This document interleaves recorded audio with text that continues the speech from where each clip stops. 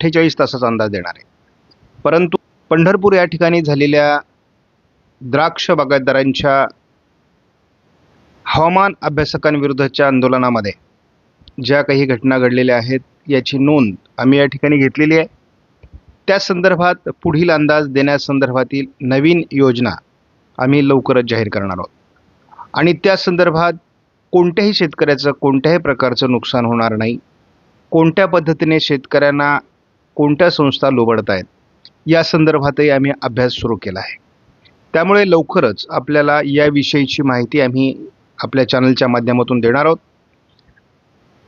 आपल्याला कशा पद्धतीने आपल्यापर्यंत अंदाज पोहोचता येतील या संदर्भातील योजना देखील आम्ही तयार करणार आहोत.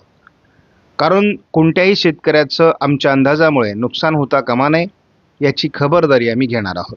आपल्याला गुढीपाडव्याच्या मनपूर्वक शुभेच्छा.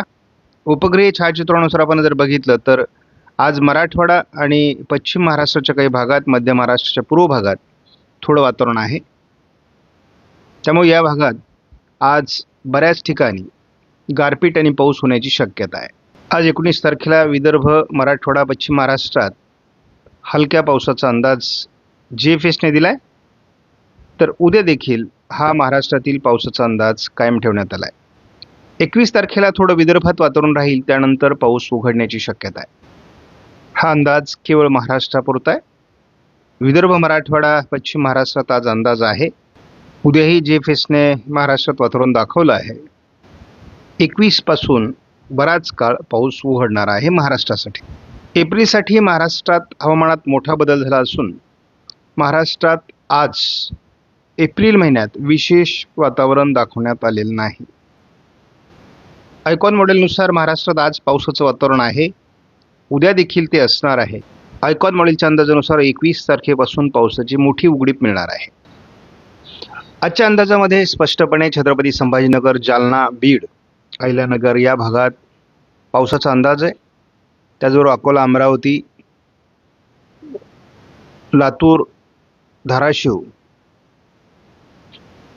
परभणी या काही जिल्ह्यात आज पावसाची शक्यता आहे. पुणे, सातारा या भागातही पावसाचा अंदाज राहणार आहे. नाशिक, पूर्व भागात आणि जळगाव जिल्ह्याच्या काही भागात देखील आज पावसाचा अंदाज कायम आहे. 48 तासाचा अंदाज आपण बघतो. उद्यापासून मात्र वातावरण हे विदर्भाकडे सरकण्याचा अंदाज ECMW मॉडेलने दिला आहे. आपण बघतो 21 तारखेपर्यंत जरी आपण अंदाज बघितला तरी 21 तारखेला महाराष्ट्रातला पाऊस उघडणार आहे. आयकॉन मॉडेलने देखील आज दिवसभरामध्ये पुणे, सातारा, अहिल्यानगर, बीड,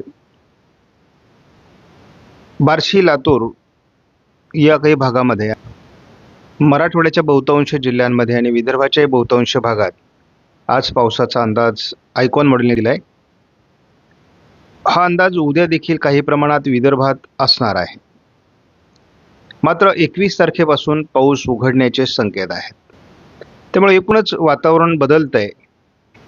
GFS मॉडेलने आज गारपिटीचा अंदाज अहिल्यानगर आणि बीड भागामध्ये, त्याचबरोबर जालना आणि बुलढाणा, अकोल्यामध्ये दिलेला आहे अमरावतीपर्यंत.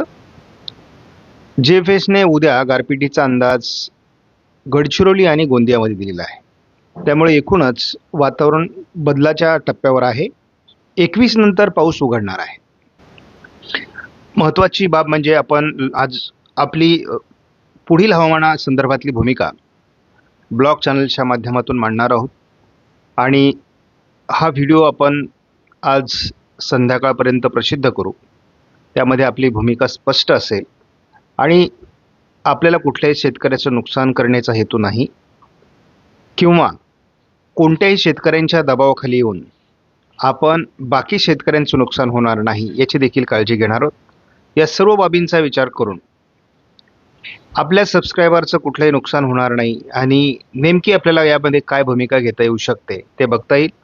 परंतु आमच्या अंदाजामुळे कोणत्याही शेतकऱ्याचं 1 रुपयाचंही नुकसान होणार नाही याची खबरदारी देखील आपण यापुढे घेणार आहोत.